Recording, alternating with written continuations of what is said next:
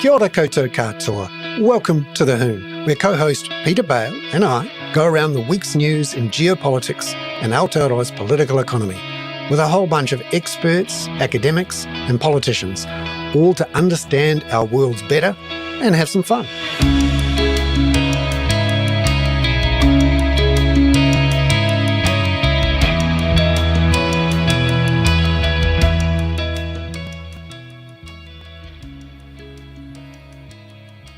Kia ora and welcome in to The Hoon on Thursday the 6th of June. I'm going solo today.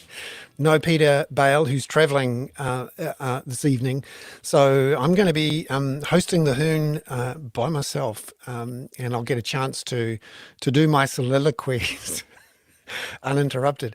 Not that that's a problem. Sometimes they need to be challenged, but it's an opportunity to talk to a bunch of people about the news of the week that was in our political economy. And it's been a big one after the budget.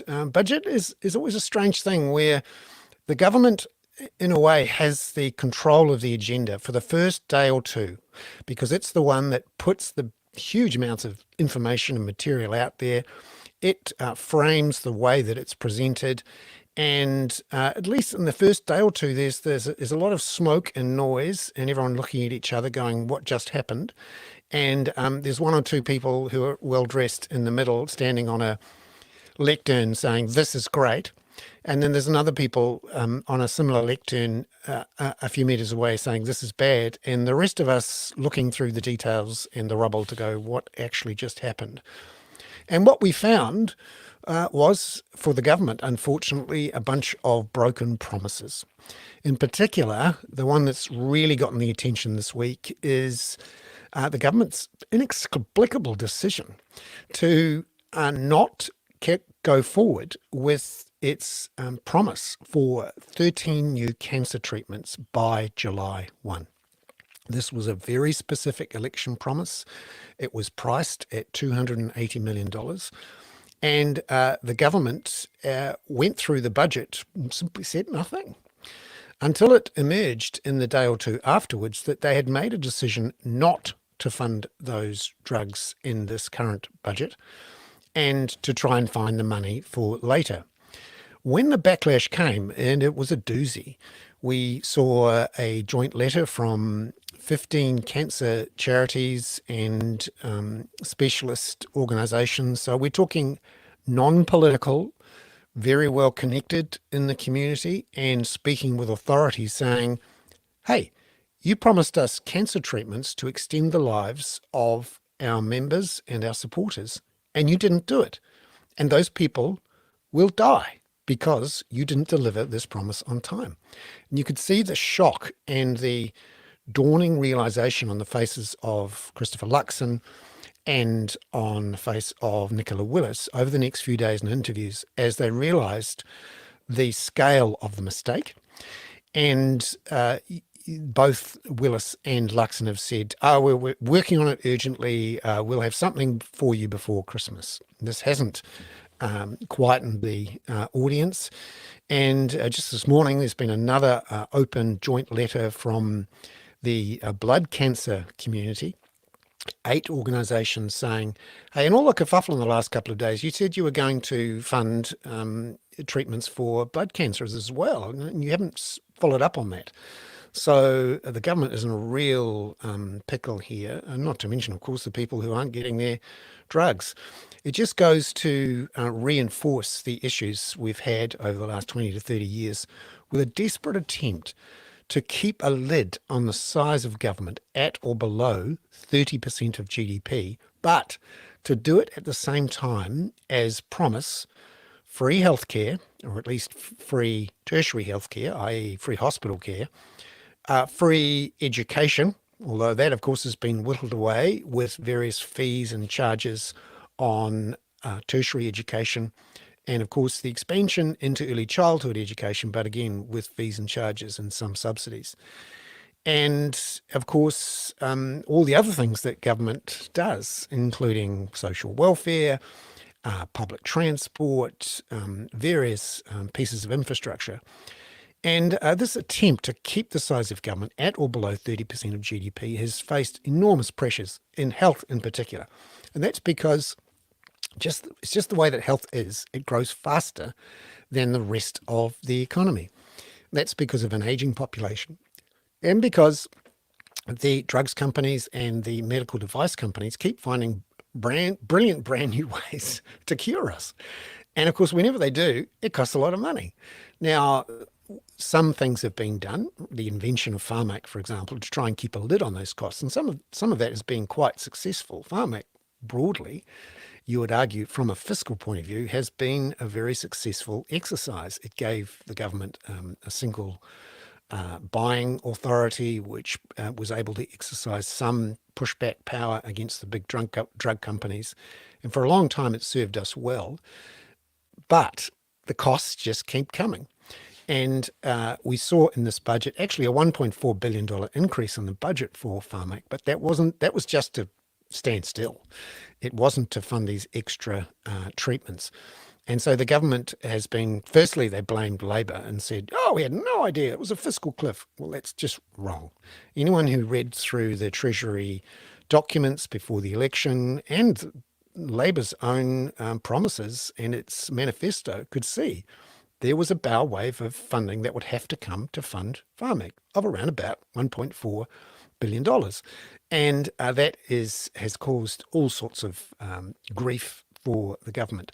Now, the opposition, frankly, isn't in a very strong position to push back because, remember, it has also been trying to keep a lid on spending. And at the 2017 election, Labor promised to keep the size of government below 30% of GDP. And in the last year or two of its 6 years in power, Labor was also promising to work to get the size of a government under 30% of GDP.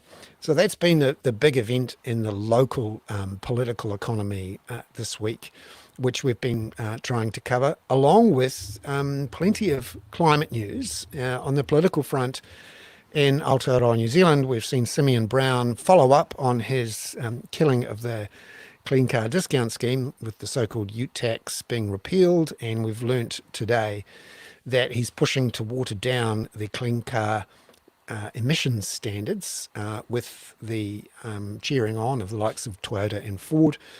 And that, according to analysis by Concept Consulting, could increase our emissions by 30 million tonnes and potentially cost us an extra $600 million in carbon credits we'd have to buy offshore. So there's plenty of action in the climate news this week. But Catherine, overnight there's been big news too from the United Nations and from a couple of very well-respected, well-resourced climate measuring and forecasting organisations, showing that we are in desperate straits. Stuff has to be done right now. What did we find out from the UN and these two bodies last night? Well, basically, they are looking at what has happened over the last few years in terms of climate heating and what we can expect in the next decade in particular. And one of the things that's coming out from all of that is that there seems to be increasing agreement around the understanding that the rate of warming has accelerated over the past 15 years. And so normally they like to look at 30-year blocks, so there's still a few people who are a bit reluctant to sign on to that just yet, bearing in mind that whole late 90s thing where there was the so-called pause, when people thought that things weren't getting warmer, and in fact it was just just statistical depended noise. on what time frames what snaps you took and all of this sort of thing, and that the ocean was picking up a lot of that heat. But there's a lot of things that are backing into these predictions at the moment. Things like the amount of ocean heating, which we know is particularly intense at the moment. So yeah, we were just saying that this year in particular is very critical for understanding what's happening with our climate, and within a very critical decade for deciding what humanity as a whole is going to do about it. And the broad picture here is that it looks like we've almost gone over the 1.5 degrees threshold for warming above the pre-industrial levels. We've got signs in the last year or two, which has been the hottest 14 months in a row we've ever seen, that we're possibly already close to 1.6. And the current Yeah, trajectories. Copernicus is tracking Mm, it at 1.63 for the last yeah. 12 months. So it depends which measuring you're looking at, but Copernicus is the European one, and they're saying 1.63 is the average for the last 12 months. And the consensus of climate scientists is that with the current policies in place and how much we've already pumped into the atmosphere, we seem to be on track for something like 2.5, maybe 3 degrees by the end of the century, which would be catastrophic. We know 1.5 degrees is already bad enough and risks tipping us through various tipping points. And it's gotten so serious now because the 2020s was going to be the decade that we actually, it was the moving decade where we had to reduce emissions if we were going to get anywhere near 1.5 degrees. And the rhetoric coming out of the United Nations has been ramping up. And last night it got to boiling point. Tell us what the UN Secretary General Antonio Guterres said. Yeah, so the UN Secretary General is coming out saying that he thinks that we should be banning all advertising from fossil fuel companies, and that people who work in the advertising and marketing industries ought to be putting more pressure on them to decide not to work for them, and to not to not to take contracts from them going forward. So yeah, he's looking to really push back against the influence that those industries are having in preventing climate action from happening. So Yeah, and he's used some quite strong language. I mean, he's not holding back. He's described the fossil fuel industry as the godfathers of climate chaos. And he essentially accused the industry of shamelessly greenwashing, of lobbying, of using legal threats and ad campaigns to delay climate action, and that the fossil fuel industry has been aided and abetted by those in advertising and PR and media. And he's essentially compared fossil fuels to tobacco and that we need to take the same approach.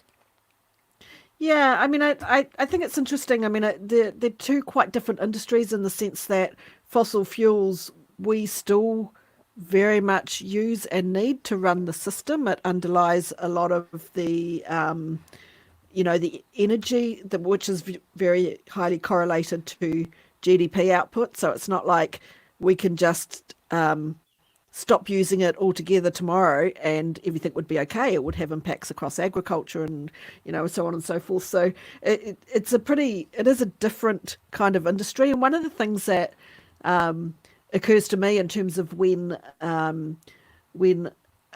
lot of advertising was banned with tobacco companies is that those companies then became a lot richer because they weren't in an arms race with each other for advertising their products and taking market share. And a lot of that money then got redirected into lobbying.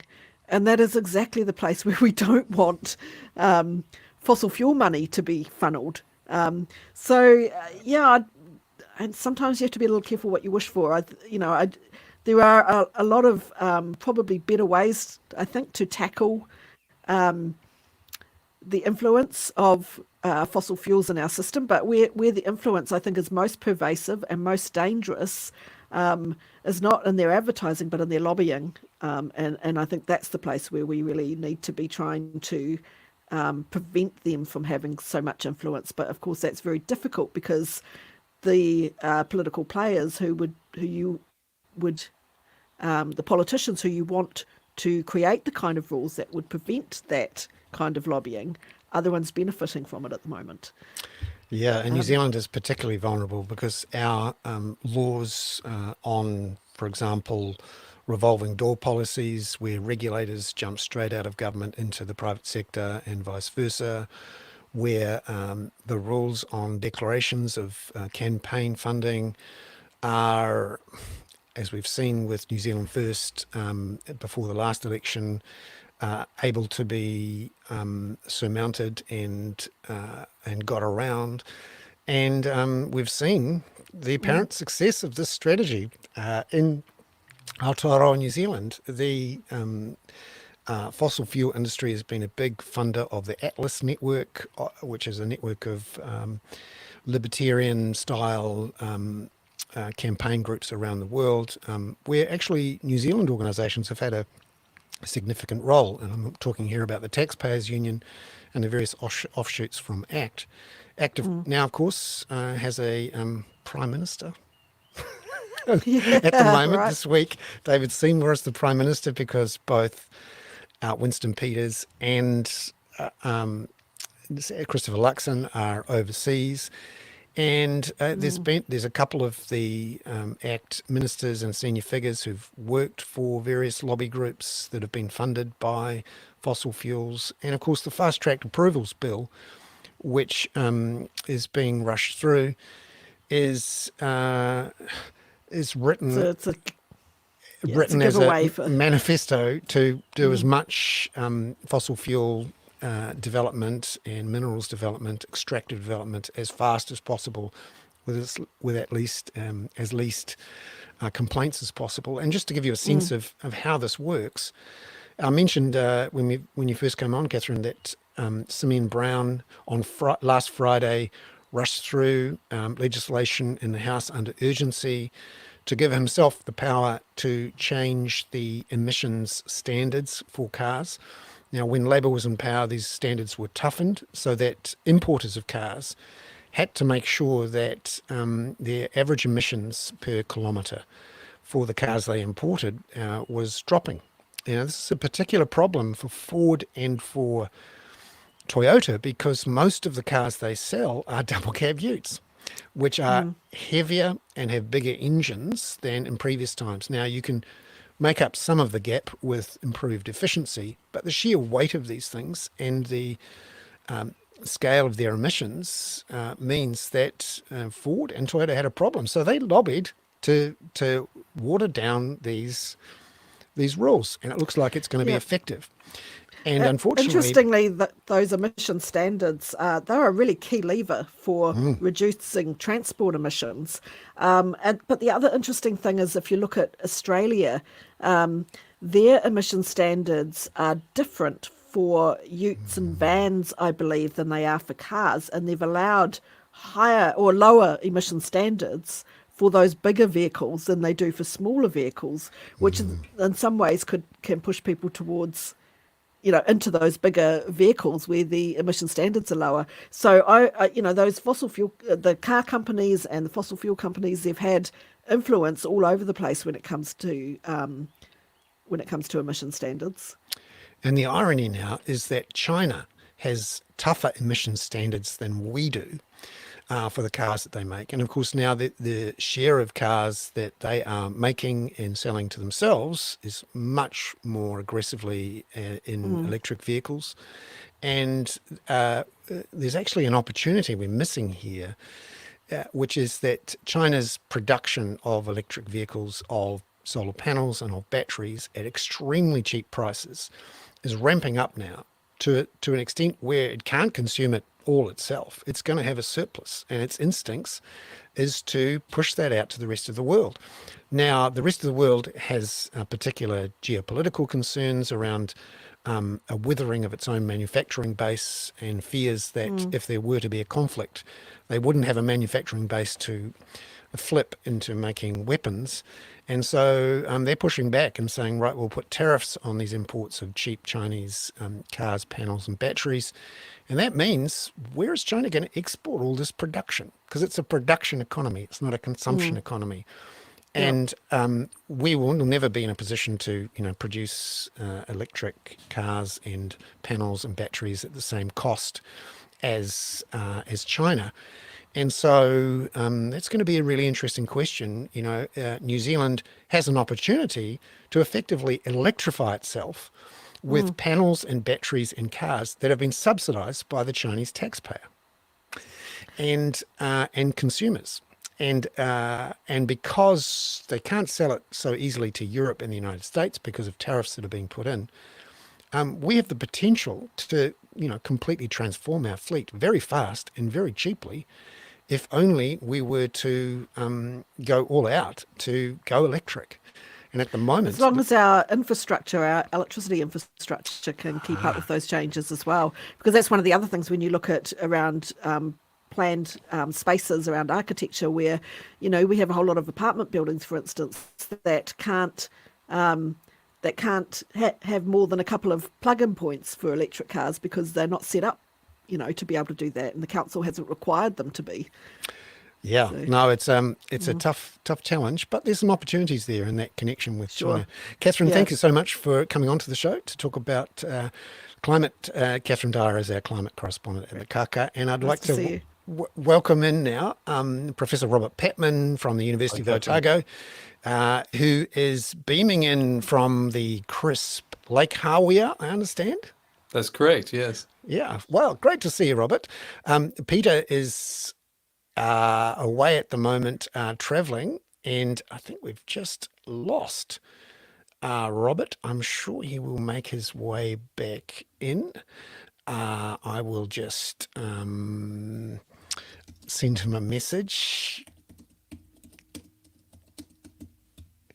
and we'll talk to Robert about the big events in international affairs this week. And there's been plenty, including in the last 24 hours, where New Zealand has put its name to a joint Five Eyes statement accusing China of trying to recruit pilots, specialized pilots from the Five Eyes countries, Canada, the United States, the UK, Australia, and New Zealand, to staff up a ramped up military. Robert, great to see you again. It looks Thanks, like Bernard. I've it's all just right. been cancelled, I think. Yeah, no, it's all right.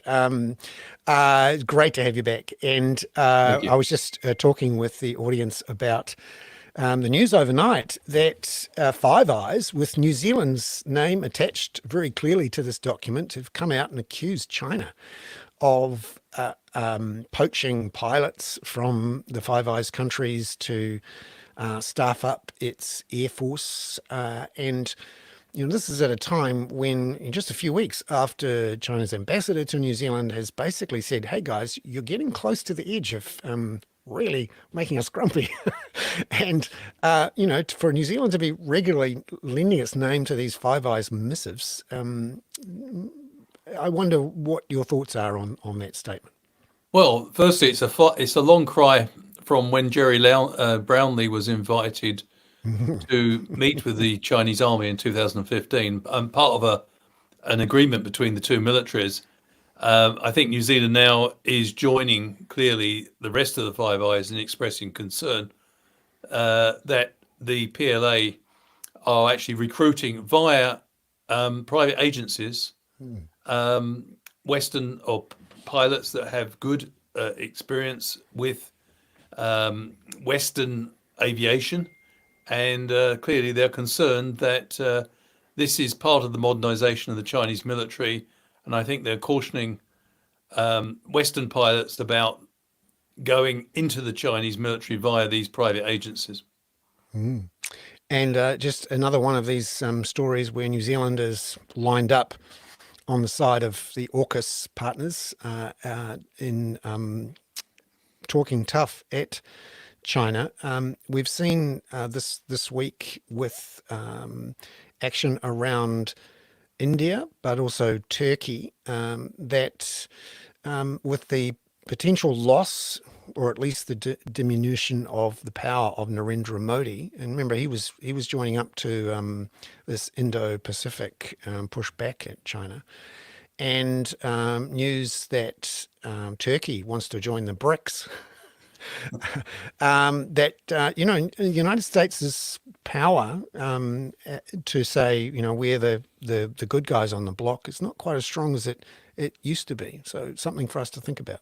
I think you've hit the nail right on the head, Bernard. I think, first of all, Turkey has never been shy diplomatically to keep its options open. And in a sense, I don't think we should read too much into Turkey wanting to become a BRICS member. It is a member of NATO.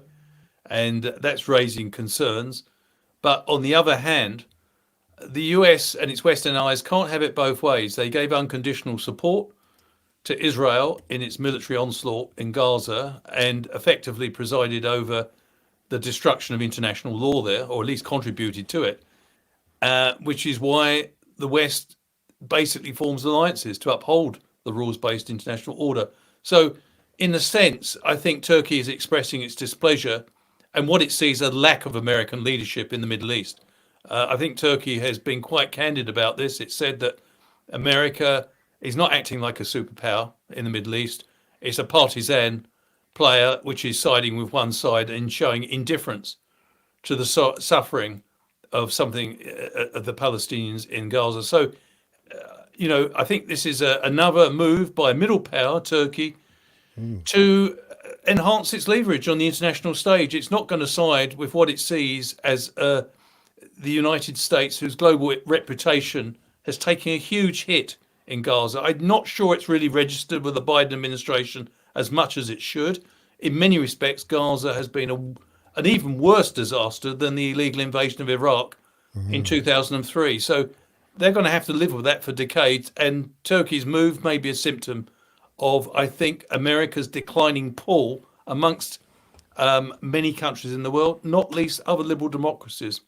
And in Gaza, there's been enormous pressure on Israel and Benjamin Netanyahu to agree to a ceasefire arrangement, which he at least initially appeared to, and then there was a revolt within his own cabinet. I still can't quite work out how he's still there. He seems like Houdini. He's got 9 lives, maybe more than that, but he's still there. What's going on in Israel? Well, I think, like him or dislike him, Netanyahu is a skilled political player, and he's aligned himself with extreme rightist coalition forces, many of whom have a vision of greater Israel, which of course aligns with his own vision. And that's why he's not talking about the day after, because for Mr. Netanyahu, there's not going to be a day after for the Palestinians. He basically is aligned with people who I think believe that they will annihilate, or they believe they will annihilate Hamas and impose their own solution. But yeah, I mean, one of the reasons he survives is because the Biden administration, in the words of Mr. Biden, have got Mr. Netanyahu's back. And although they, we keep hearing about red lines, but they rapidly become green lines. We heard in a March interview, Bernard, that Mr. Biden said we do not want to see any offensive around Rafah. Well, they backtracked on that quite spectacularly. And now there seems to be backpedaling about the 2-state solution by the administration. So what I have found slightly encouraging is that European countries are beginning to set out a position that's different from Washington. We've seen Ireland, we've seen Norway, Slovenia, number of countries now indicating they're prepared to recognize the Palestinian state now. They're not going to wait until America's prepared to do it, and they're moving forward. So that's an interesting development, which challenges American leadership, actually. That's right. And just moving across to the other conflict zone, seems to be there's plenty of them. In Ukraine and also Russia, we're seeing with the conflict there, the Ukrainians this week have been given permission to fire US-made rockets and shells back at Russian military on the other side of the border. Yeah. Does this risk escalating things? I think Mr. Putin would have us believe it risks escalating things dangerously. But Mr. Putin's definition of restraint is that he's allowed to launch attacks on Ukraine, which on Ukrainian cities like Kharkiv from Russia. He's allowed to launch that aggression, and he's entitled to not have any consequences flowing back to Russia from that illegal action. Well, that's preposterous. And finally, the Biden administration, strategically, the penny has dropped. This is a case, as Blinken admitted, Antony Blinken, of US adapting to the realities on the ground. You cannot ask Ukraine not to use weapons provided to them, not to strike back at the source of the attacks on their cities. So the other thing that's been very interesting is that this is clearly creating a lot of problems for Mr. Putin, because as the war comes home to Russia, his decision making around the war will come under scrutiny, because the Russians are beginning to feel. If you look at Crimea, they're taking a real beating in the last 10 days. And the strategy is clear. They're trying to make Crimea uninhabitable for the Russian troop presence there. If that happens, I think Mr. Putin's in deep political trouble. Yeah, and the weapons flow is starting to increase, and we're seeing from France suggestions that European trainers could be actually put on the ground in Ukraine. New Zealand's already in the process and has been in the process of helping to train Ukrainian forces, but largely in Western Europe, in the UK, and I believe sometimes in Germany. But that would represent. I think it's also, Bernard, a recognition after the hiatus or the pause in American military support for Ukraine, is a recognition by Europe they're going to have to take much more initiative and control of their efforts to support Ukraine. They can't rely exclusively on the United States to do all the heavy lifting. And of course, the Europeans are very conscious that Mr. Trump may return to power in November. And if that happens, Mr. Trump said he'll be cutting off all support for Ukraine within 24 hours, which of course is music to Mr. Putin's ears. And the Europeans are, I think, aware of this and are beginning to, you might say belatedly, take on much more realistic position in relation to Russia, which includes both the Germans and the French have said in the last week, following the American announcement, they too are removing restrictions on Ukraine using weapons provided to them, hitting targets in Russia, which are responsible for attacks on Ukraine. Yes, things just seem to get more and more intense over there.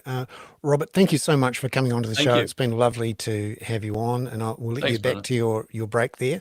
It's time now to bring in Sarah Dalton to the show, to the Hoon, for the first time.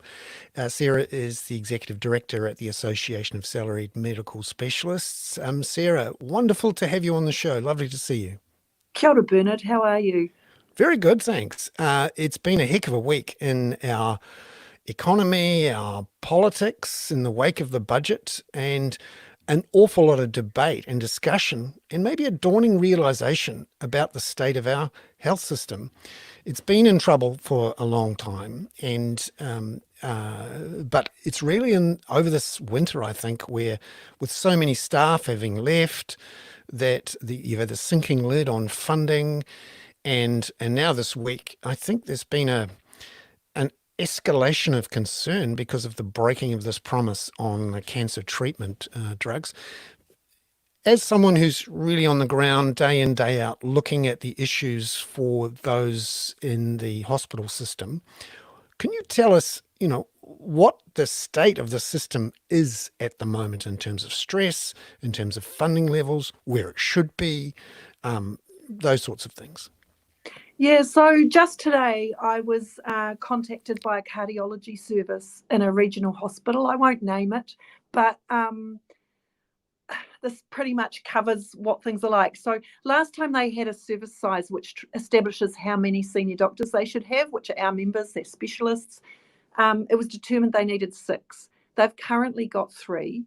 They are also supposed to have 2 registrars and 2 house officers to support that service. I don't know what the nursing numbers are supposed to be, but in terms of medical, they don't have the registrars and house officers currently. And as I said, they've got 3 senior doctors currently in the service. They sent us some data about the workload that they are currently trying to manage between the 3 of them. Safe to say that they are very close to implosion. They are burning out. They cannot manage the workload, and their description of what the 3 of them are currently juggling between them doesn't include 25 to 26 4-hour sessions a week of undone work, right? Work that should be done, could be done, needs to be done. We did a quick crack at the numbers, and we reckon their staffing should probably be closer to 10 FTE cardiology. So they're currently on 3. They recently had someone be appointed and instantly went down the road to a larger hospital where they earn more. So although we have a collective agreement, there is regional variation, and there are ways in which different services have offered different rates for doctors. We are trying to level up so that there is less, district by district, region by region competition.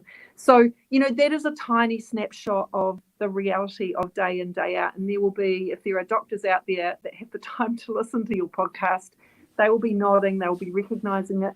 That's a hospital service. We know that GPs are really under the pump as well. And you will know if you've tried to get appointments, it can take a very long time. One of my staff said to me today, I'll be in late tomorrow. I'm taking my son to the GP. It took a week and a half to get an appointment. And I said, that's pretty good.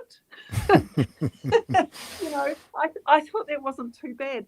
But, the budget breakdown, I have an amazing research and policy team. Lyndon Keane has done this budget analysis work for health for many, many years. They've maybe got an additional 6.2% above estimated actual spending in the budget. I think they've maybe got an extra 90 million to play with. The 1.4 billion that's been allocated for cost pressures won't be enough.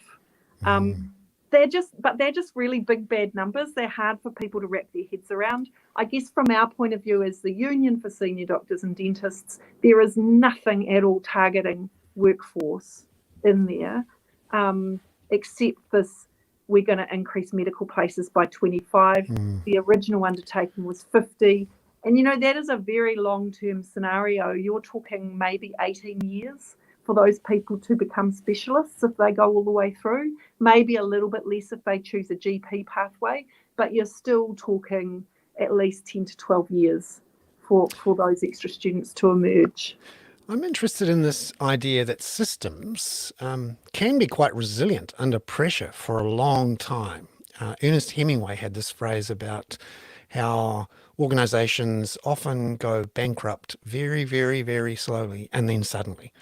And when you get to the end of the process of stress, often people start eating their own tails, essentially. And there's been lots of examples of that with the Keneparu Porirua After Hours Centre. They're having to bring in contractors and they're paying them twice as much as they normally would. Therefore, they're blowing through their budgets faster. When you have staff leaving, that initially makes your budget situation look great, but it puts extra pressure on those around them to the point where they're at breaking point, where all it takes is a friendly invite from a recruiter in Australia, and bang, they're gone. The sense I get is that COVID and what's happened since then has pushed an already stressed system to breaking point. And what we're seeing here with the sorts of issues are, in effect, the symptoms of decades of underfunding in real per capita terms. Is that too simple or what? No. So our health system is underfunded. So the DHBs were said to have nearly $1 billion in deficits, right, at the time that they were wound up, about $750 million, I think it was, something like that. That's just another way of saying underfunding. They're not businesses, right? They're supposed to be a public good. We are supposed to have a social contract in this country that says access to at least parts of our health system is free at point of use, and we will make sure that that is supplied, what you need. It clearly isn't supplied. Keneparu is such an interesting example for you to use. That is a nasty intersection of hospital and specialist services, staffed service, local GP clinics providing some after hours care, and this weird contracting model for other aspects of that care, and nobody properly taking responsibility. And they're saying, oh, it's too expensive to staff overnight. And as you have picked up, and we have been trying to get reported on, They are spending the equivalent of a whole year's SMO salary every month on contracting, like to staff it. It's insane. But now they're pretending that that hospital, which is based in a community of over 100,000 people, including lots of under fives, lots of over 65s, lots of Māori and Pacifica who have high health needs, they're trying to pretend they can staff it overnight with telehealth as though it was located rurally and regionally. It is just not a sane response when we've actually got an amazing resource sitting there. We've got a hospital that just needs a bit of love. It needs, so I mean, I guess our big frustration and our big suggested way forward is that we need to have someone external to look at how we fund health, not just hospitals, right across the system. And we need to set up some kind of non-partisan baseline, that says, this is what we need. Here's some basics that we agree that everyone can have. This is what it's going to cost to provide those basics. Let's get on and do that. And that takes the political pressure off each succeeding government from being told, oh, you're being spendthrift or you need to save money here, and we responsibly develop and maintain those agreed services, which, should be reviewed on a regular basis. And that those reviews should have clinical input about safe practice, good practice, safe care and good care. Maybe not best care, but good enough care for New Zealanders. And that's going to involve plant, it's going to involve data and digital, it's going to involve those expensive machines. And of course, at the heart of it is the people, which eats up about 70 to 80% of Te Whatuora's budget every year anyway. Just finally, the government has revealed that it's not going to fund 50 new doctors, the training of 50 new doctors this year. They say they're going to do it next year now. This is after Labor agreed to double it to 50 this year. And I just wonder how we're going to solve this problem without, another influx of migrant medical staff, which brings with it its own issues around how do you house them? What about the housing costs? And then, once they've got residency, how vulnerable are they to jumping across to Australia? Yeah, it's more about how we keep them, because what we are hearing is that we are basically training Australia's senior medical workforce at the moment. There are a lot of people who are going and there are a lot who aren't coming back. We've always lost a few over the years. Life's complicated. You meet people. Sometimes you end up settling down somewhere you didn't think you would. But the bottom line is that it's expensive to train as a doctor. I know we subsidise it a lot, but it's still very expensive to train. These people come out of medical school with debts. If they are going to be offered twice the salary to work in Australia or somewhere else, why wouldn't they, at least for a period of time? So we really have to think that through. We're going to have to take some yes and approaches. We're going to have to be really smart about what we do. And that's going to involve some joined up thinking about systems of care, models of care, where we put people, how they work, how we support them, what scopes of practice look like. I think there's lots of willing participants in those conversations, but at the moment they're just busy at the clinical coalface reacting, And the people pulling the budget strings are shouting at each other and both agreeing, actually, that they don't want to increase the scale of the health system to cope with those cost pressures. Sarah, thank you very much for coming onto the show.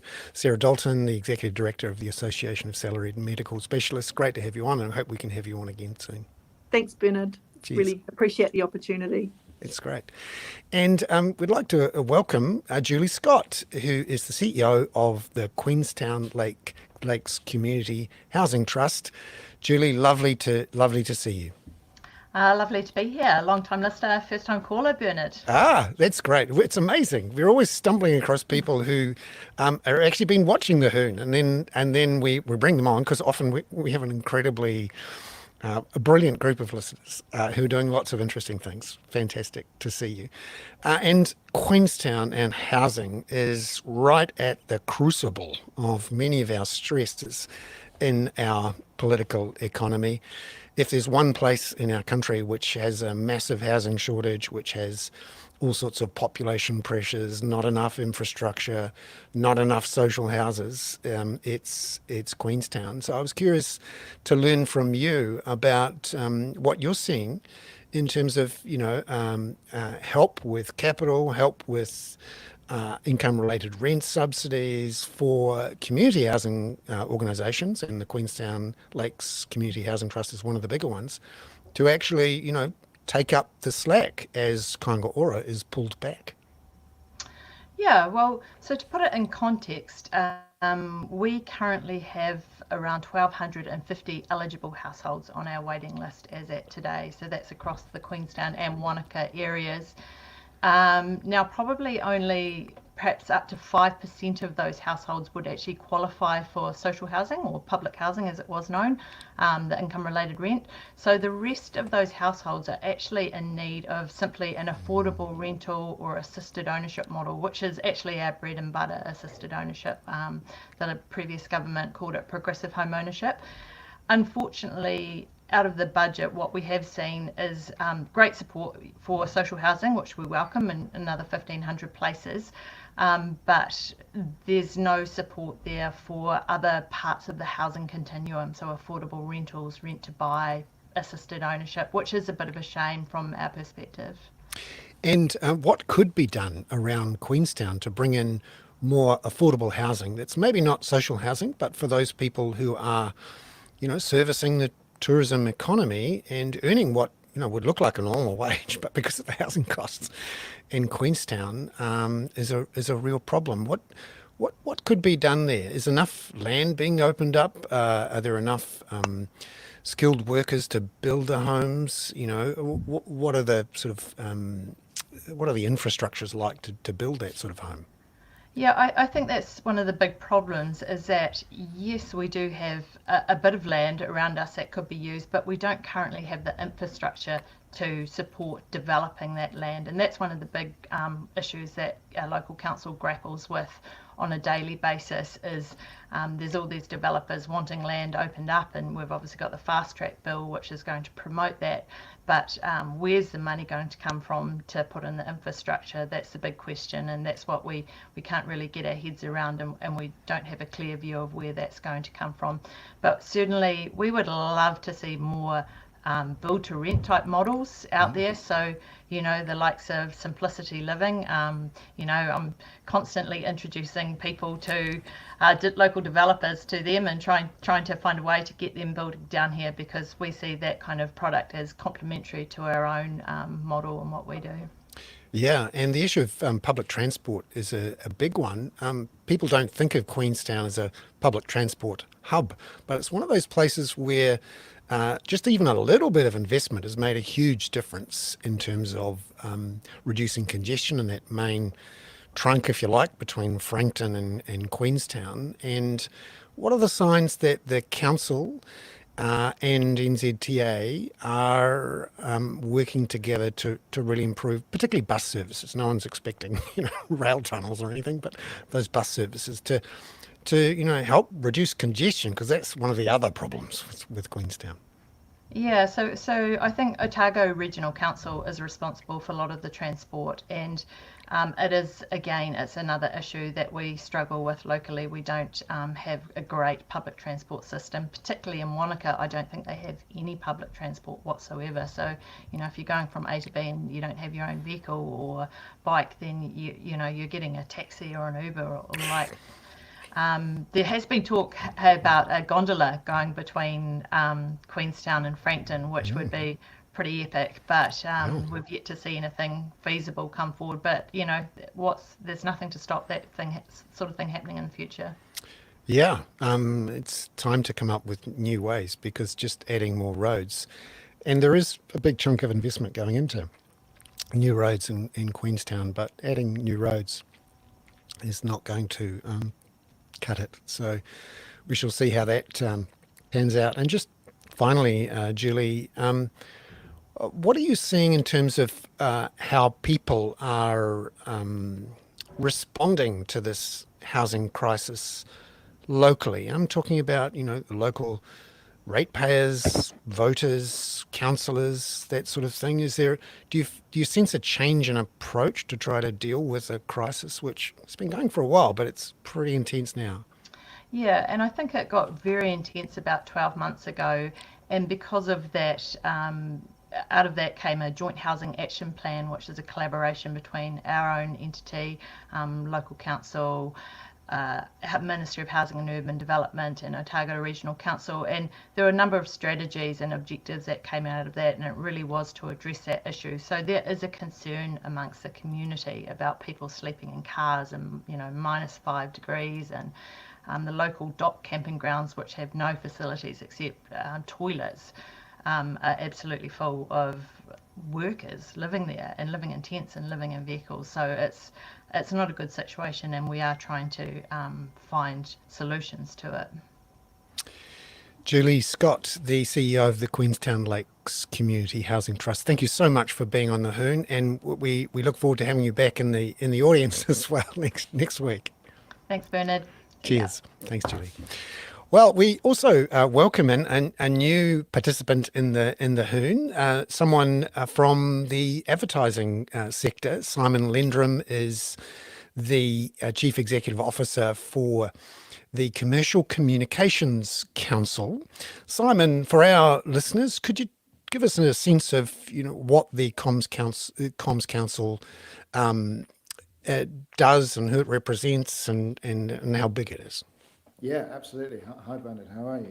Good. So the Comms Council, in simple terms, we're the industry body for advertising and media agencies across the country. So we concern ourselves with recruitment, attracting new talent to the industry, training and development of those within the industry. We run awards programs across the industry, and we are heavily involved in broader industry bodies, such as supporting the Advertising Standards Authority and the like, and work closely with all of our members, but also with stakeholders across the media landscape as well. So one of the things that we've been working on in the past year is a program called Ad Net Zero, which focuses on decarbonisation of our industry, because like any industry, the production of ads, the broadcast of ads and where they appear in the media, and indeed the ultimate consumption of ads, all has a carbon footprint, and we're focused on driving that footprint down in a sustainable long-term way.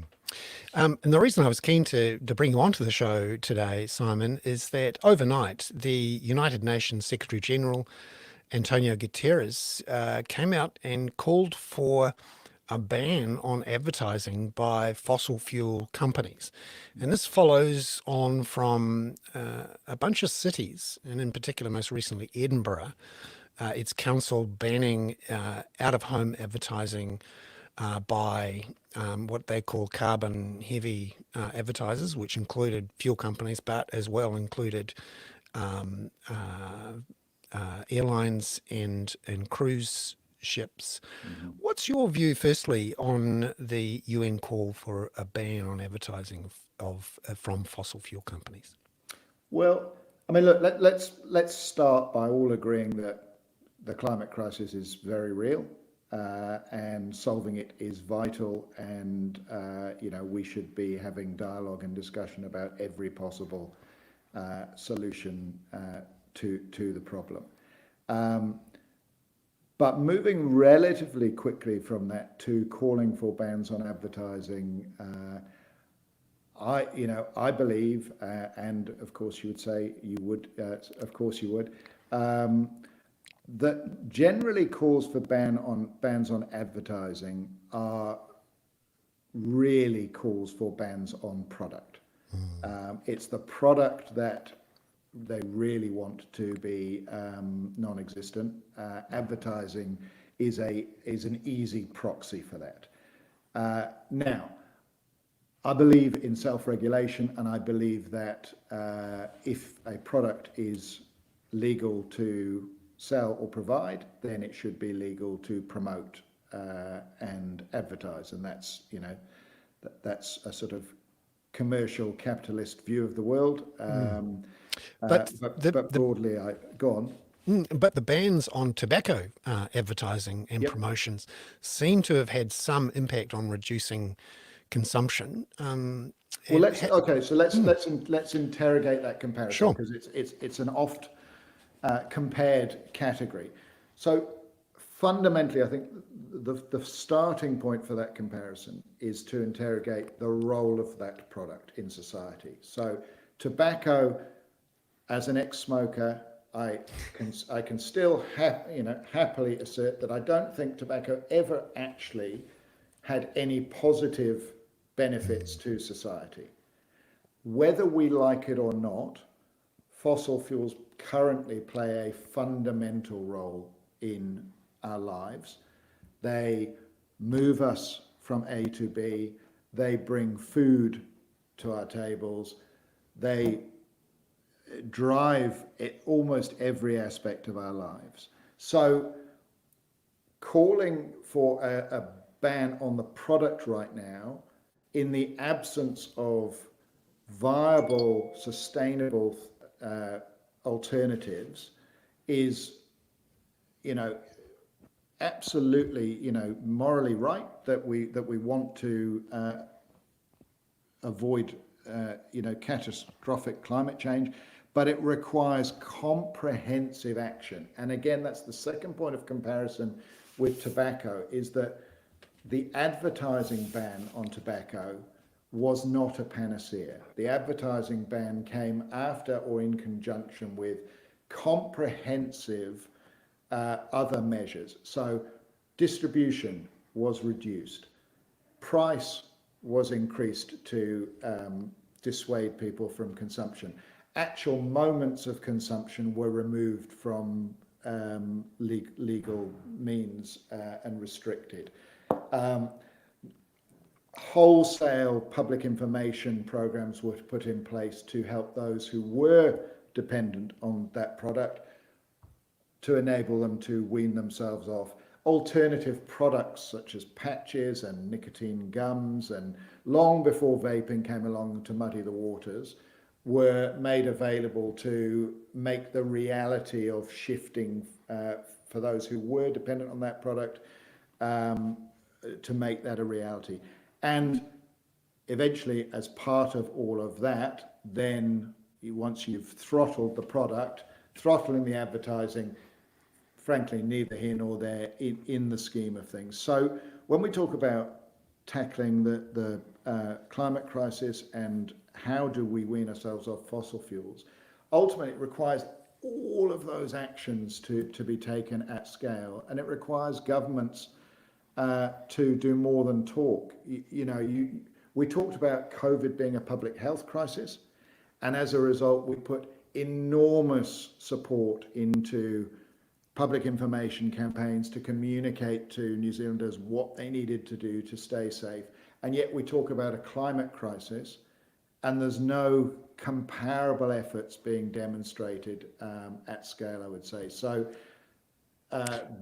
my view is that the challenge requires interrogation of how we wean ourselves off the product and ensure that New Zealand has viable alternatives to that product in place to really achieve the outcomes we're looking for. Could you argue, though, that now is the time to do something like this because there are becoming viable alternatives at scale, at volume, and at increasingly low cost? China is producing enormous numbers of electric vehicles. They have bridgeheads in New Zealand with various brands. And one of the interesting trends in geopolitics at the moment is the near panic that you see in America and in Europe about their car markets being overwhelmed by cheap Chinese electric vehicles, which New Zealand could see as an opportunity and say, well, if the Europeans and the Americans don't want to buy these cheap Chinese vehicles, why don't we have it? So could you argue that if you restricted or banned advertising for the fossil fuel vehicles, there'd be lots of advertising to come from all of the electric vehicles, the solar panel makers, all of the new material that will need to be sold and marketed. You've swiftly moved the goalposts from fossil fuel advertising now to fossil fuel vehicle advertising, and the obvious question is, where are you going to draw the line? So given that fossil fuels currently play a central role in almost every aspect of our lives, there's not much left that you're wanting to ban now. So I think there's a challenge there in terms of the realities. Now, if we take cars, vehicle manufacturers absolutely have been increasing their advertising related to electric vehicles, and ultimately it's demand driven. And there's the challenge is, how do you get all of New Zealand to migrate? I think it's more about focusing efforts on encouraging demand, which in the current economic climate is pretty challenging for car sales across the country of any nature. But it's about generating demand for those products across the board, not just amongst the Tesla elite. And I think you've rightly pointed to increasing volumes of accessible vehicles, but not accessible to all. And the reality is that probably the biggest involvement with fossil fuel advertising is apps that show you where the cheapest fuel is for sale, because it's a necessity, and actually the price is the determinant. But more often than not now, you're seeing self-regulation within New Zealand, in that very few fuel petrol ads exist. You don't see an enormous bevy of them. They tend to be for other things. They tend to be either around alternative fuel sources, or they tend to be for food and coffee offerings or the like. So there is progress. Now, it's slow, but it requires everyone to be involved, and it comes from the top. We need government to put as much action as they do words behind the climate crisis. Simon, thank you very much for being on the show. Simon Lendrum, the CEO of the Comms Council, which is the industry body for advertising and communications. Simon, thank you so much for your time. Thank you. Pleasure. Great. So that's it for the Hoon this week. It's been a jam-packed cracker on housing, health, climate, bit of advertising thrown in there. A busy old week. Thank you so much for listening in. I hope you all enjoyed it. I'm sorry I haven't had a chance to have a look at the YouTube channel for the comments. And Peter will be back next week. Ka kite anō, everyone. Ngā mihi nui and mā te wā. We'll see you next week on the Hoon. I'm Bernard Hickey for the Kaka.